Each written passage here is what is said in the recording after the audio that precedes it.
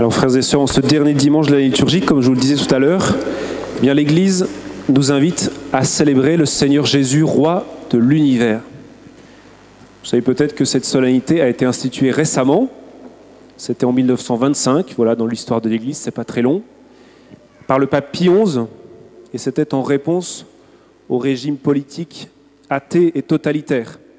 Vous savez, à ce moment-là, il y avait par exemple la révolution mexicaine, où de nombreux chrétiens sont allés vers la mort en criant jusqu'au dernier souffle « Viva Cristo Rey !» Vive le Christ roi. Peut-être vous avez vu le film Les Cristeros. En tout cas, si vous ne l'avez pas vu, je vous encourage à regarder ce beau film. Mais si l'institution de cette fête est récente, bien évidemment, son idée centrale, elle est très ancienne dans la foi chrétienne. Le Christ est roi, il est le Seigneur de l'univers. Par cette fête, nous sommes appelés à tourner notre regard vers la fin de l'histoire qui sera le règne définitif et éternel du Christ. Il était au commencement avec le Père quand le monde a été créé et il manifestera pleinement sa royauté à la fin des temps quand il jugera tous les hommes, comme on le dit dans le Credo. Mais quel genre de roi est Jésus ? Quel genre de roi est Jésus ? Je vous invite à prendre la feuille de messe où vous avez l'Évangile et on va le parcourir ensemble. Voilà, vous pouvez prendre un stylo, peut-être souligner une parole qui vous marque ou prendre des notes pour garder quelque chose cette semaine de cette parole que le Seigneur nous donne. Voilà, dans ce passage de l'Évangile qu'on a écouté, Jésus se trouve dans la situation humiliante de l'accuser devant le pouvoir romain. Il a été arrêté, insulté, frappé, et ses ennemis espèrent maintenant obtenir sa condamnation à mort. Il le présente à Pilate comme quelqu'un qui aspire au pouvoir politique, comme le prétendu roi des Juifs. Alors Pilate mène son enquête et interroge Jésus. « Es-tu le roi des Juifs ?» Alors Jésus va répondre. Mais dans sa première réponse, en fait, il va dire en quel sens il n'est pas roi. Ma royauté ne vient pas de ce monde. Si ma royauté était de ce monde, j'aurais des gardes qui se seraient battus pour que je ne sois pas livré aux Juifs. En fait, ma royauté n'est pas d'ici. Le pouvoir de Jésus n'est pas mondain. Son règne ne doit absolument pas être confondu avec un règne politique. Jésus n'a aucune ambition politique. Vous savez, après la multiplication des pains, les gens enthousiasmés par ce miracle voulaient s'emparer de Jésus pour le faire roi.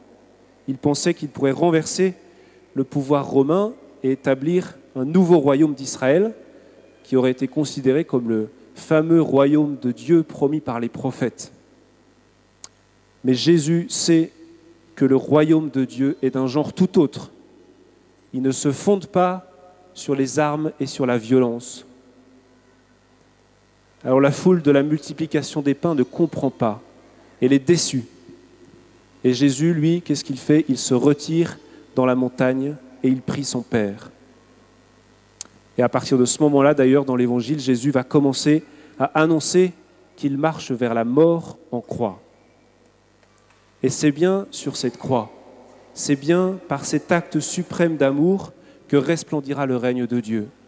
La croix, c'est le trône de Jésus, avec cette inscription au-dessus de sa tête, « Voici le roi des Juifs ». Et jusque dans le récit de la Passion, on voit bien comment les disciples aussi, alors qu'eux, ils ont partagé la vie de Jésus, ils l'ont entendu, eh bien eux aussi, ils pensent à l'instauration d'un royaume politique. Pourquoi pas instaurer avec l'aide de la force ? Vous savez, à Gethsémani, Pierre prend son épée et il commence à combattre. Mais Jésus l'en empêche. Il ne veut pas être défendu par les armes, mais il veut accomplir jusqu'au bout la volonté du Père. Il veut établir son royaume non pas par la violence, mais par la faiblesse apparente de l'amour qui se donne, de l'amour qui donne la vie. Le royaume de Dieu est un royaume totalement différent des royaumes de ce monde. Et c'est pour cela que Pilate, qui lui évidemment raisonne selon le pouvoir mondain, et complètement décontenancé devant Jésus. Un homme sans défense, fragile, humilié, qui parle de royauté et de garde. Alors Pilate pose pour la deuxième fois cette question. On sent le ton d'ironie. Alors, tu es roi. Sous-entendu, quel genre de roi peux-tu être, toi qui es là, tout en sang, frappé, humilié? C'est toi-même qui dis que je suis roi. Et Jésus va révéler maintenant en quel sens il est roi. Moi, je suis né, je suis venu dans le monde pour ceci, rendre témoignage à la vérité. Quiconque appartient à la vérité, écoute ma voix. Jésus parle bien de roi, de royaume. Cependant, il ne se réfère pas à la domination, mais à la vérité. Rendre témoignage à la vérité. Mais Pilate ne comprend pas. Peut-il exister un pouvoir qui ne s'obtient pas par des moyens humains? Un pouvoir qui ne réponde pas à la logique de la domination et de la force? Oui, Jésus est venu révéler et apporter une nouvelle royauté. Cette royauté, c'est celle de Dieu. Il est venu rendre témoignage à la vérité d'un Dieu qui est amour et qui veut établir un royaume de justice, d'amour et de paix, comme on le dira tout à l'heure dans la préface de la prière eucharistique. Et pour Jésus, eh bien, tout homme qui est ouvert à l'amour appartient à la vérité. Tout homme qui est ouvert à l'amour appartient à la vérité. Celui qui est ouvert à l'amour écoute la parole de Jésus et l'accueille avec foi pour entrer dans le royaume de Dieu. Le vrai pouvoir, celui qui ne décline jamais et qui ne sera jamais détruit, n'est pas celui des royaumes de la terre. Les royaumes et les puissances politiques s'élèvent et s'écroulent, mais le pouvoir de la vérité et de l'amour demeure. L'amour est la vraie grandeur et la vraie force. Dans la deuxième lecture, l'auteur de l'Apocalypse nous a dit que nous aussi, nous participons à la royauté du Christ. Celui qui nous aime, qui nous a délivrés de nos péchés par son sang, a fait de nous un royaume et des prêtres pour son Dieu le Père. Par son sacrifice sur la croix, Jésus nous a ouvert le chemin pour une relation profonde avec Dieu. En lui, par le baptême, nous devenons de véritables fils adoptifs. Nous sommes participants de sa royauté d'amour sur le monde. Être disciple de Jésus, ce n'est donc pas se laisser séduire par la logique mondaine du pouvoir, mais apporter au monde la lumière de la vérité et de l'amour de Dieu. L'auteur de l'Apocalypse, qu'on a entendu, parle ensuite de la deuxième venue de Jésus pour juger les hommes et établir pour toujours le règne de Dieu. Et il nous rappelle que la conversion, qui est toujours une réponse à la grâce de Dieu, la conversion est la condition pour l'instauration de ce royaume. Alors c'est une invitation pressante adressée à chacun de nous. Nous convertir toujours au règne de Dieu, à la seigneurie de Dieu, qui est amour et vérité dans notre vie. Cela veut dire que la question la plus importante que vous devez vous poser lors de cette fête du Christ roi, ce n'est pas d'abord s'il règne ou non dans le monde de manière éclatante, mais s'il règne en chacun de vous. Non pas si sa royauté est reconnue par les États, par les pouvoirs politiques, par les gouvernements, mais si chacun de vous la reconnaît et la vit. Le Christ est-il le roi et le Seigneur de ma vie? Qui règne en moi? Qui fixe les objectifs et établit les priorités? Il paraît que la première priorité des Français, c'est le pouvoir d'achat.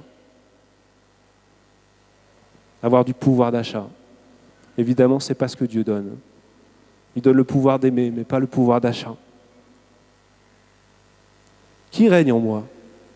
Qui fixe les objectifs et établit les priorités? Le Christ ou quelqu'un d'autre? Vous voyez, selon saint Paul, il existe deux manières de vivre possibles, pour soi-même ou pour le Seigneur. Vivre pour soi signifie vivre renfermé sur soi-même, être tendu uniquement vers sa propre satisfaction et sa propre gloire, sans aucune perspective d'éternité.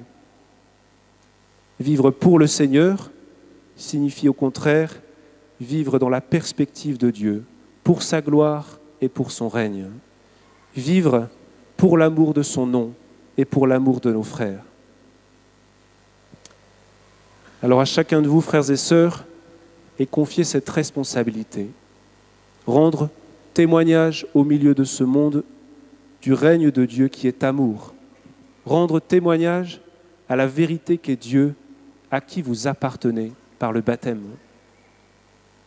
Jésus, lui, qui est venu rendre témoignage à cette vérité, eh bien, il se cherche des témoins. Jésus se cherche des témoins. Il a besoin de vous pour rendre à votre tour ce témoignage à la vérité au milieu de ce monde.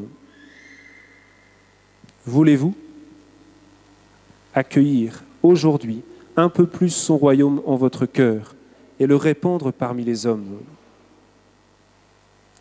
Si oui, alors accueillez pleinement dans cette Eucharistie ce roi qui vient à vous dans l'humilité de ce pain.